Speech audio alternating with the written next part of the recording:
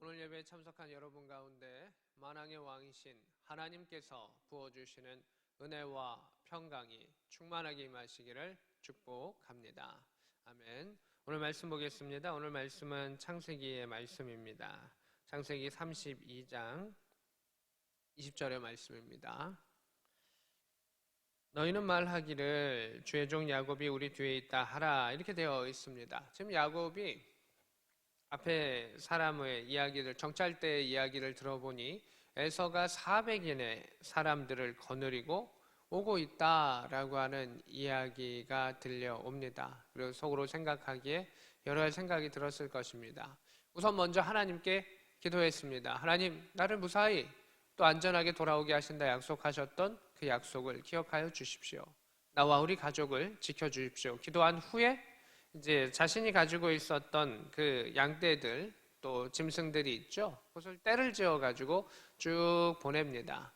첫 번째 이유는 그것이 예물이 되기 위해서, 두 번째는 한 떼가 없어지면 또 두 번째 떼로 맞고 시간을 지체하기 위해서, 그것으로 인해 가지고 도망가거나 피할 수 있는 그런 여력을 만들기 위함이었을 것입니다. 그러나 가장 큰 목적은 에서의 마음을 풀기 위한 뇌물이었던 것이죠. 오늘 본문에 이렇게 말하고 있습니다. 20절에 야곱이 말하기를 내가 내 앞에 보내는 예물로 형의 감정을 푼 후에 대면하면 형이 혹시 나를 받아주리라 함이었더라, 이렇게 되어 있습니다. 이 예물들의 목적은 감정을 푸른 후에 그리고 형을 만나면 혹시나 나를 받아주지 않을까, 용서까지도 안 가고요, 그냥 혹시나 그냥 받아주는 정도. 용서는 완전히 받아주는 거죠. 그러나 야곱이 거기까지는 기대하지 못했을 것 같습니다. 나를 죽이려 했던 형, 그리고 내가 속였던 그 형의 분노했던 모습들이 그는 여전히 기억했을 것입니다. 그 가운데 그냥 고향으로 돌아올 수 있게만 받아만 줘도 좋겠다, 혹 나를 미워할 수도 있고 여러 가지 나쁜 마음이 형에게 아직 남아있을 수 있겠지만, 이제 우리도 나이가 들었으니 형이 좀 받아주면 좋겠다, 내가 오랫동안 떠나 있었는데 받아들여 줄 수는 없을까라고 하는 그러한 기대를 그가 가지고 있었습니다. 그러한 기대 가운데에 그가 이제 밤을 새게 됩니다. 21절에 그 예물을 그 앞에 보내고 그는 무리 가운데서 밤을 지내다가 시간의 흐름이 나타나죠. 이제 첫 번째 예물, 두 번째 예물, 세 번째 예물, 때를 지어가지고 쭉 가게 되고 시간이 지납니다. 밤이 깊어갑니다. 22절입니다. 밤에 일어나 두 아내와 두 여종과 11 아들을 인도하여 야복나루를 건널세. 생각하다가 이제 그 시간이 지나서 밤에 가족들과 함께 야복강을 건너게 됩니다. 23절에 그들을 인도하여 시내를 건너가게 하며 그의 소유도 건너가게 하고, 이렇게 말하고 있습니다. 여기 그의 소유와 그의 가족들, 야곱의 20여 년간의 삶의 산물입니다. 사랑하는 아내, 그리고 자녀들, 그리고 자신이 다 잃을 뻔했지만 하나님께서 복을 허락하여 주셔서 거두게 하셨던 그러한 재산들, 그 모든 자신의 20여 년의 시간들이 응축되어 있었는데 밤에 고민하다가 이제 야복강을 건너게 됩니다. 다시 돌아가야 하는가, 도망가야 하는가 여러 가지 생각들이 있었을 터인데 건너게 되었습니다. 24절의 말씀입니다. 야곱은 홀로 남았더니 어떤 사람이 날이 새도록 야곱과 씨름하다가 이렇게 되어 있습니다. 지금 야곱은 자신의 평생에 사랑했었고 모았던 것, 사랑했던 사람들과 모았던 재물을 먼저 보내게 되고요.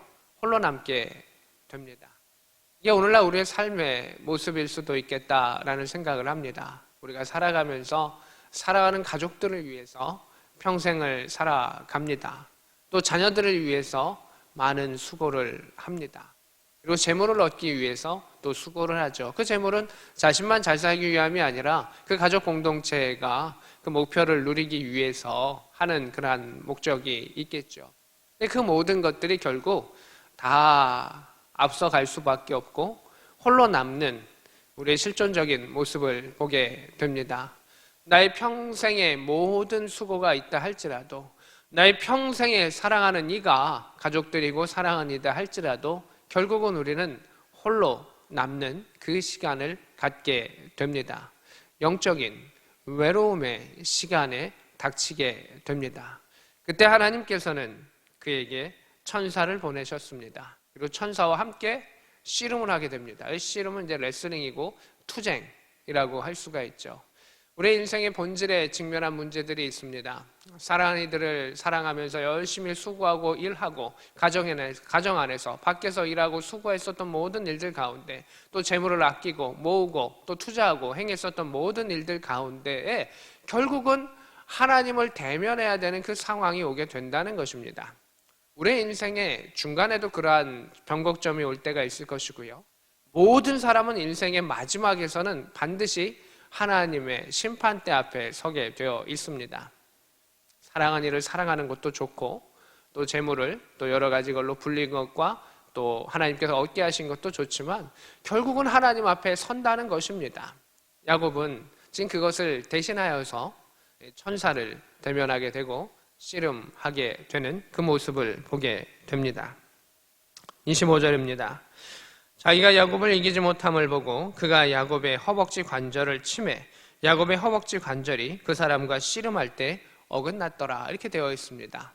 허벅지 아래 환토뼈라고 전에 다른 곳에서 이게 번역되어 있었죠. 그것을 쳤었고 야곱은 부상을 입게 됩니다.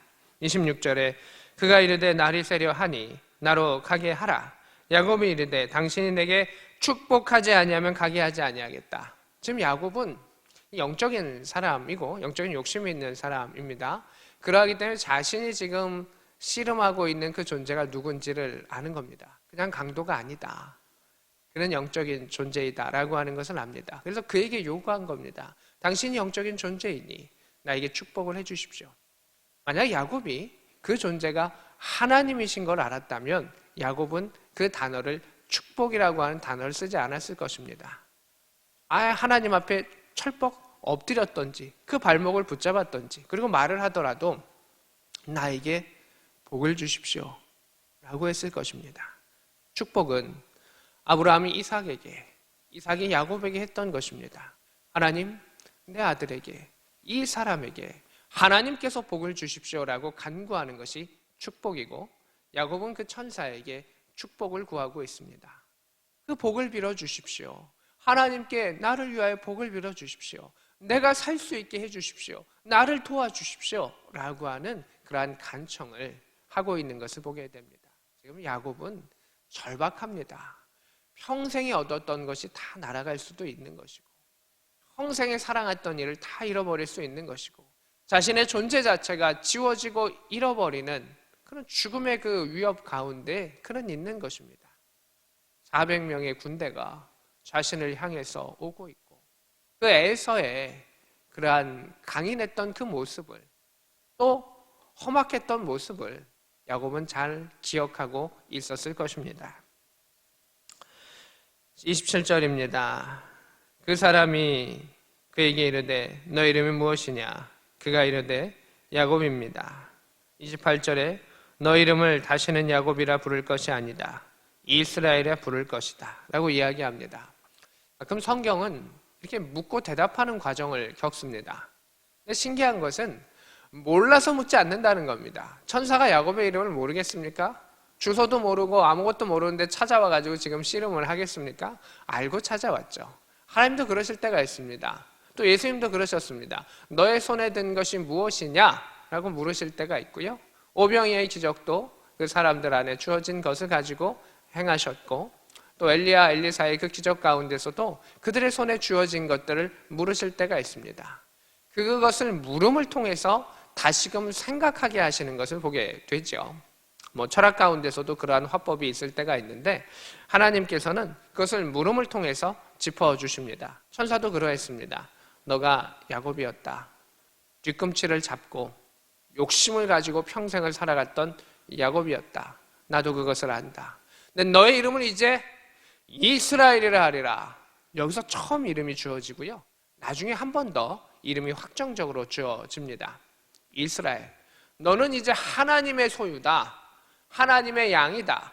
하나님의 백성이다. 라고 하는 그 이름을 주시는 것을 보게 됩니다. 이스라엘 백성들은 이름을 중요시 여겼습니다. 말의 힘을 중요시 여겼고, 그 말은 하나님께서 들으시고, 또 천지는 하나님께서 말씀으로 창조하셨다는 것은 이스라엘 백성은 알았습니다. 그래서 말을 중요시 여겼고, 이름을 중요시 여겼고, 하나님은 그들에게 그 새로운 이름을 허락하신 것을 보게 됩니다. 우리나라는 한때 이름을 귀하게 여길 때도 있고요. 그래서 좋게 써줄 때도 있지만 또 이름을 일부러 나쁘게 지어줄 때도 있었습니다. 하나는 그들을 누르기 위해서 이름을 나쁘게 지어줄 때도 있었고요. 또 이름을 좋게 지어주면 귀신들이 또 병마들이 그 아이를 괴롭힐까 봐 이름을 일부러 나쁘게 지었던 그러한 시대도 잠시 있었습니다. 그러나 성경은 그 이름을 중요시하게 여기면서 그가 어떻게 하나님의 사람으로 변화가는지, 하나님의 복을 누리는지를 가르쳐주고 있습니다. 너는 이제 남의 것을 욕심내고 빼앗는 자가 아니고 이제 하나님의 소유가 돼서 하나님의 것을 누리는 사람이 되어라. 남의 것을, 형의 것을 추구하고 주십시오 했었던, 또 형을 속이기까지 했었던 그 모습의 사람이 아니라 하나님께서 부어주시고 하나님께서 채워주시고 하나님께서 지키시는 이스라엘, 너는 나의 것이다. 그 이름을 주신 것을 보게 됩니다. 야곱은 처절하게 씨름하고 싸우는 삶을 살았습니다. 오늘날 현대인들이 그러한 삶을 살아갑니다. 참으로 바쁘고 치열한 삶을 살아갑니다. 근데 하나님께서 우리에게 원하시는 것은 설령 치열한 삶을 살아간다 할지라도 하나님께서 지키시고 인도하심을 바라보면서 하나님 품 안에 쉬고 하나님 품 안에서 누리고 하나님 품 안에서 의지하면서 나아가는 주의 품 안에 안긴 그 양과 같은 백성이 되기를 하나님은 원하셨을 것입니다. 오늘날 하나님은 또한 그렇게 우리를 부르고 계시고 예배의 자리는 그 하나님을 나의 주인으로 인정하며 하나님 곁에 그 발치 가운데 예수 그리스도의 발치 가운데 거하는 자리가 바로 예배의 자리고 또 말씀의 자리이기도 할 것입니다. 오늘 이 예배를 통해서 하나님의 그 음성이 여러분의 삶 가운데 들려지기를 소망합니다. 아멘. 다시 28절에 이스라엘아 부를 것이다. 너가 하나님과 및 사람들과 겨루어 이겼음이라. 이렇게 되어 있습니다. 이 말씀을 보면 불편하신 분들이 계실 겁니다. 사람하고 겨루어서 이길 수 있지. 근데 하나님과 겨루어서 이길 수 있나? 라는 질문이죠. 여기 영적인 존재는 야곱이 축복해달라고 말했고 그도 축복을 하기 때문에 그는 영적인 존재고 천사입니다. 하나님은 아니죠. 하나님은 복을 주시는 분이지 축복하시는 분은 아니라는 것입니다. 축복은 하나님 밑에 있는 존재가 하는 것이죠.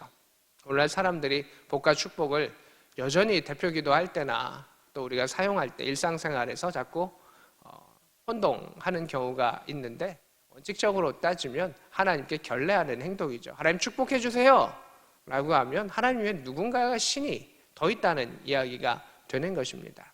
그래서 여기서 이야기하죠. 너가 하나님과 및 사람과 겨루어 이겼다라고 하는 것은 여기서 하나님은 하나님께서 져주셨다라고 하는, 하나님께서 돌봐주셨다라고 하는 그런 의미들을 우리가 가질 수 있는 것입니다. 아빠와 아들이, 젊은 아빠와 어린 아들이 씨름을 합니다. 근데 아빠가 지는 경우가 종종 있습니다. 뭐 실수해서 그럴 수도 있지만 아버지가 져주는 경우가 있죠. 천사도 이 씨름 가운데에 야, 날 가게 해줘, 날 가게 해줘, 날 놓아라, 뭐 이런 말이 나오죠. 날이 새려고 하니 이렇게 돼 있습니다. 천사는 낮에 움직일 수 없습니까? 아닙니다. 천사는 낮에도 움직일 수 있고 밤에도 움직입니다. 무슨 전설의 고향처럼 날이 새려고 하고 닭이 우니까 이제 나 가야 돼 이런 상황이 아니라는 겁니다. 이제 나는 갈 거다. 하나님 부르시고 정한 시간이 돼서 나는 갈 거다. 근데 야곱이 상하던 말던 상관없이 떨쳐버리려고 하면 영적인 존재가 얼마나든지 할 수 있죠. 그러나 천사도 아는 겁니다. 하나님이 사랑하시는 백성이다. 그러하기에 그를 함부로 해할 수 없는 것이죠. 그래서 너 이겼다. 괜찮다. 라고 하는 그 모습이 있는 것이고 하나님께서 그를 인정하시고 하나님께서 그를 품으셨다라고 하는 그 의미를 가지고 있는 것이죠. 우리 사람이 어떻게 하나님을 이길 수 있겠습니까? 이 땅 가운데서는 천사들조차도 우리가 이길 수 없고 우리의 힘으로는 악한 영과 싸울 수 없는 것이 우리의 현실이고요. 물리적인 힘으로 보면 우리가 짐승들하고 1대1로 싸워서 이기는 것조차도 불가능한 것이죠. 그래서 하나님께서 그를 돌보시고 봐주시고 품어주셨던 그 모습을 보게 됩니다. 29절입니다. 야곱이 이야기합니다. 당신의 이름을 알려주옵소서. 당신이 영적인 존재인데 하나님 보내신 천사고 누굽니까? 그 본질을 알았으면 좋겠습니다. 라고 이야기하는데 그 이름을 이야기해 주진 않습니다. 그러면서 어짜여 내 이름을 묻느냐? 그건 중요하지 않다. 야곱에게 축복합니다. 천사가, 영적인 존재가 야곱에게 축복하죠. 여기서도 우리 한 번 더 알 수 있죠. 여기는 하나님이 아니다. 이 씨름한 존재는 하나님이 아니다. 천사가 하나님 대신해서 온 것이다. 라고 하는 것을 보게 됩니다. 그래서 하나님과 및 사람과 겨루었다라고 하는 그 의미는 하나님께서 봐주셨다라고 하는 의미도 있고 또 영적인 존재가 그 야곱을 봐주고 또 이렇게 돌봐줬다라고 하는 그 의미도 가지고 있는 것입니다. 30절입니다. 여기가 또 중요하죠. 그러므로 야곱이 그곳의 이름을 브니엘이라 하였으니 그가 이르기를 내가 하나님과 대면하여 보았으나 내 생명이 보존되었다 함이라. 사람이 하나님을 이길 수 없는 것은 당연한 것이고요. 이 육체는 유한하기 때문에 하나님을 직접적으로 볼 수 없습니다. 모세도 하나님의 등과 그 자락을 보았지 그 얼굴을 직접 대면하지는 못했습니다. 그 음성을 직접 듣기는 했죠. 여기서도 야곱은 알고 있습니다. 내가 하나님을 감히 보았지만 이 죄된 인간이 하나님을 감히 만났지만 그 영적인 존재를 의미하는 거죠. 대신하는 그 천사를 만났지만 내가 살았습니다. 내가 하나님께서 나를 긍휼히 여기시고 나를 살려주셨습니다. 그래서 브니엘, 하나님의 얼굴이라고 하는 아름다운 단어가 이곳에 나오고 있습니다. 우리가 하나님의 얼굴을 본다는 것은 참 영광스러운 일이기도 하지만 또 한편으로는 두려운 일이기도 합니다.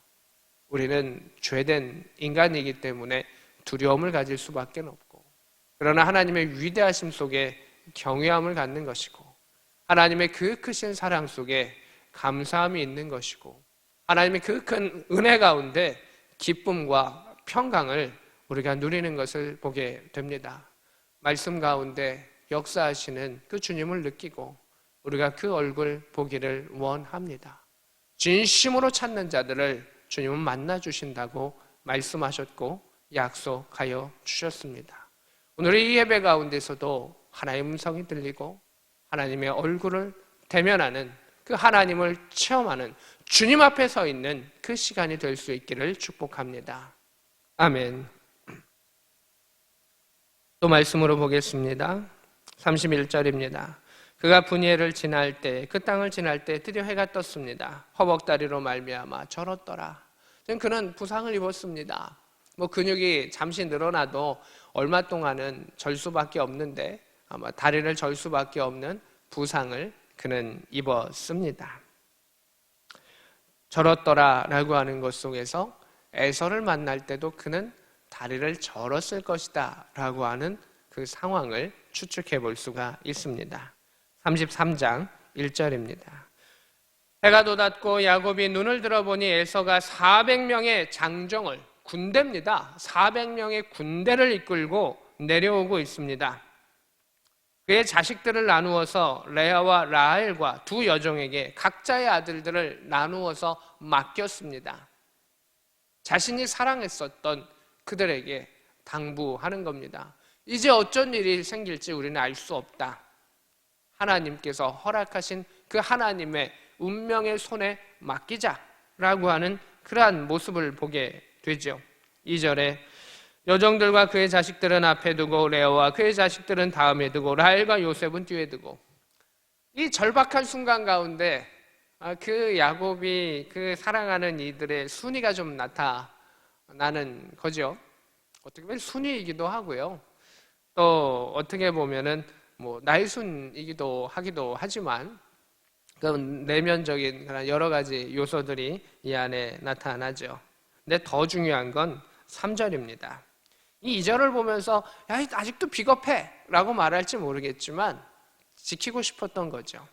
3절에는 이렇게 말하고 있습니다. 자기는 그들 앞에서 나아가되 몸을 7번 땅에 굽히며 그의 형 에서에게 가까이 가니, 이렇게 말하고 있습니다. 전에는 가족들이 먼저 갔습니다. 자신은 뒤에 홀로 남을 수밖에 없었습니다. 이제는 가족들이 뒤에 있고 자신이 맨 앞에 서게 됩니다.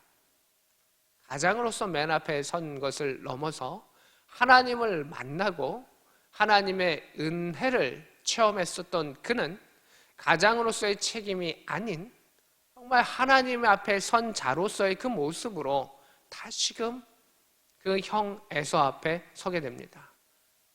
전에는 예물을 가지고, 또 어떻게 보면 뇌물이죠. 뇌물을 가지고 형의 마음을 풀려고 했고 갈등을 풀려고 했고 혼돈을 풀려고 했습니다. 그러나 안 된다는 겁니다. 우리에게 필요한 것은 하나님입니다. 내가 하나님의 얼굴을 보고 하나님을 만났을 때, 우리가 하나님을 체험했을 때 정말 살려주십시오, 우리 가정을 살려주십시오라고 하는 간절한 엎드림 속에 그가 하나님을 체험하고, 그리고 그 가족들이 하나님 안에 보호함을 받으며 에서 앞에 섰던 것을 보게 됩니다. 언젠가 하나님이 구원하시겠지 맡길 수도 있습니다. 그런데 에서가 이렇게 막 쳐들어오는 급박한 순간이 우리에게 닥칠 수도 있습니다. 그래서 우리에게 필요한 것은 그 하나님 앞에 간절히 엎드려서 하나님을 체험하는 그 시간이 우리에게 가장 필요한 것입니다. 그럴 때 그 가정과 그의 삶을 하나님께서 만져주시기 때문입니다. 그는 앞에 서서 나아가는데 7번 땅에 굽힙니다. 우리나라도 옛날에 몽골의 침략을 받았을 때 왕이 몽골에게 의해서 머리를 조아렸었던 그런 것이 있죠. 한 3번을 조아렸던가요? 이랬던 일들이 있었을 터인데, 여기서 야곱이 했었던 것은 굴욕이 아닙니다. 정말 형에게 미안함입니다. 형님, 내가 잘못했습니다. 내가 당신을 형으로 인정합니다. 내 윗사람으로 인정합니다. 내가 정말 낮은 사람입니다. 내가 형보다 위에 있으려고 했고 형의 그것을 이렇게 빼앗으려고 했었던, 그리고 빼앗았던 사람.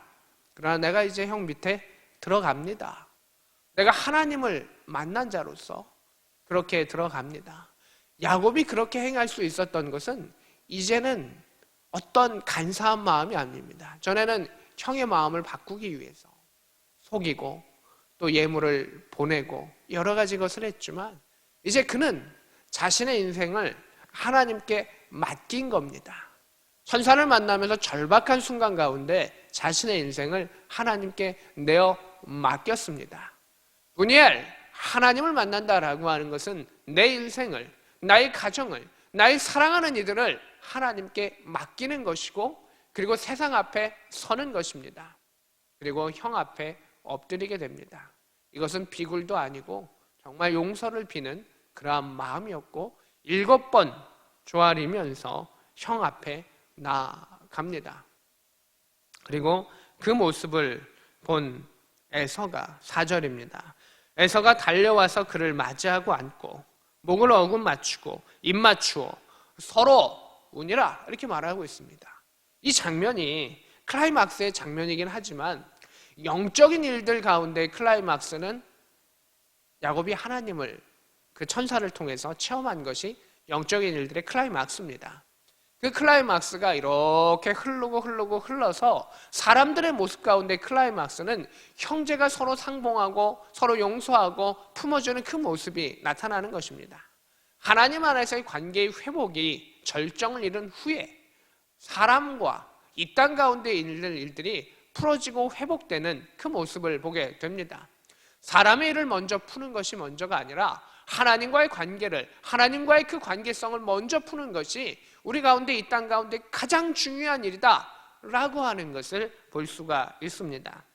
에서의 마음이 녹습니다. 에서의 얼어붙었던 그 마음, 분노와 악으로 가득 찼던 그 마음이 녹아내렸습니다. 그러면서 그 달려와서 목을 어금 맞추고 서로 우는 그런 모습이 있습니다. 에서도 이제 동생을 용서합니다.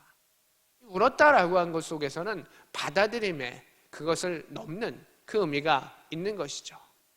이러한 변화와 그 일들은 세상의 방법이 아닌 하나님의 역사하심 속에서만 일어나는 일이다 라고 하는 것을 우리는 볼 수가 있습니다. 5절에 에서가 눈을 들어 여인들과 자식들을 봅니다. 누구냐? 야곱이 소개합니다. 하나님이 주의 종에게 은혜로 주신 자식들입니다. 하나님의 은혜를 고백하는 그 야곱의 모습을 보게 되고요. 6절에 여종들과 그의 자식들이 더불어 절하고 7절에 레오와 그의 자식들도 나와서 절하고 요셉과 라헬이 나와서 더불어서 절하니 이렇게 말하면서 그 가정이 상견례라 그럴까요? 만나서 인사하는 정말 존중의 그 모습이 나타나고 있습니다. 8절입니다. 에서가 또 말합니다. 내가 만난 바 이 모든 때는 뭐냐? 야곱이 이야기합니다. 내가 주께 형님께 이렇게 주라고 표현을 하죠. 형님께 은혜를 얻고자 합니다 라고 이야기합니다. 하나님께 은혜를 받았을 때 또 사람을 통해서도 하나님께서 은혜를 허락하시는 것을 보게 됩니다. 오늘 사람들은 사람을 통해서 은혜 또는 선대받기를 원하죠. 잘 보이기를 원할 때가 있을 겁니다. 그런데 더 중요한 것은 하나님입니다. 하나님 앞에 우리가 잘 보이고 하나님 앞에 그 얼굴을 보고 하나님의 은혜를 누리면 하나님께서 그 모든 것들을 이렇게 풀어주시는 것을 보게 됩니다. 야곱의 절뚝거림조차도 에서의 마음을 감동시키게 되었을 것입니다. 그 모든 상황을 풀어가시는 하나님의 역사가 나타나는 것을 보게 됩니다. 9절에 에서가 내 동생아 내게 있는 것이 족하니 너의 소유는 너에게 두라. 너의 소유를 너에 두라가 중요한 게 아니고 중요한 단어가 있죠. 내 동생아, my brother. 너 내 동생이야. 다시 받아들이는 것뿐만 아니라 용서하고 받아들여주는 그 마음을 보게 됩니다. 마지막으로 10절입니다. 내가 형님 앞에 은혜를 입었사오면 이 예매를 받아주시고 내가 형님의 얼굴을 배웠은즉. 이제 나의 동생아라고 이야기하니까 형님이라고 표현하죠. 관계가 회복된 거죠. 형님, 내가 형님의 얼굴을 배우니 하나님의 얼굴 본 것 같습니다. 형님도 나를 기뻐하십니다. 서로 기뻐하고 용서하고 품어주고 하나님의 얼굴을 본 자는 하나님의 얼굴을 보았고 야곱이 그 하나님의 얼굴을 봄을 통해 하나님의 백성이 되었고 그 얼굴이 하나님의 은혜를 누리는 얼굴로 형을 대하고 그 얼굴이 형을 대했을 때 에서의 얼굴이 하시금 바뀌게 되고 회복의 역사가 있는 것을 보게 됩니다. 모든 것의 시작은 하나님의 얼굴입니다. 분이엘입니다. 그래서 우리가 가장 중요한 거 하나님의 얼굴을 우리가 먼저 보았을 때 우리 자신이 변하게 되고 우리 자녀들이 변하게 되고 우리 주변 사람들이 변하게 되는 성령의 역사가 있기를 원합니다. 오늘도 우리가 하나님의 이 말씀을 통해서 하나님을 더욱더 친밀하게 볼 수 있기를 원합니다. 어떨 때는 더욱 사랑스럽게, 어떨 때는 치열하게 주님의 곁에 있기를 원합니다. 하나님께서 말씀으로 우리와 함께하여 주십니다. 말씀을 사모하는 모든 자들에게 하나님의 얼굴을 통하여 이 땅 가운데 하나님의 복을 누리고 또 저 하늘에서도 하나님의 얼굴을 대면할 수 있는 복된 저와 여러분 될 수 있기를 우리 구주 예수 그리스도의 이름으로 축복합니다. 아멘. 제가 마무리 기도하고 축도함으로 예배를 마치도록 하겠습니다. 기도하겠습니다. 하나님, 주의 얼굴 보기를 원합니다. 이 땅을 살아가면서 너무나 분주함 속에서 하나님의 얼굴을 보지 못하고 그저 가장으로 또는 일하는 자로 또 아비로 어미로 살아갈 수밖에 없었던 우리의 분주한 모습을 바라봅니다. 자녀를 돌보는 것도 자녀들과 함께하는 시간도 중요합니다. 그러나 하나님의 얼굴을 보는 시간을 우리가 반드시 갖게 하시고 우선되게 하여 주셔서 하나님의 얼굴 가운데 누리는 그 평안으로 우리의 자녀들과 사랑하는 이들을 만나게 하여 주시고 또 그들 앞에 다가가게 하여 주셔서 우리 안에 있었던 여러 가지 벽과 또 마음의 짐들이 사라져가게 하여 주시고 온 가족이 또 그가 거하는 공동체가 이스라엘 하나님의 백성이 되게 하여 주시옵소서. 오늘도 이 말씀을 통하여 주의 얼굴 보기를 원합니다. 주 음성 듣기를 원합니다. 그 고개를 숙이며 엎드렸었던 주의 백성들 가운데 하늘의 은혜를 허락하여 주시고 하나님의 백성으로 그 권세를 누리게 하여 주옵소서. 지금은 우리 구주 예수 그리스도의 크신 은혜와 하나님 우리 아버지의 지극하신 살아가심과 성령 하나님의 감동 역사 교통하심이 오늘 말씀과 함께하는 주의 백성들 머리 위에 그들의 가정 위에 지금부터 영원히 함께 있을지어다. 아멘.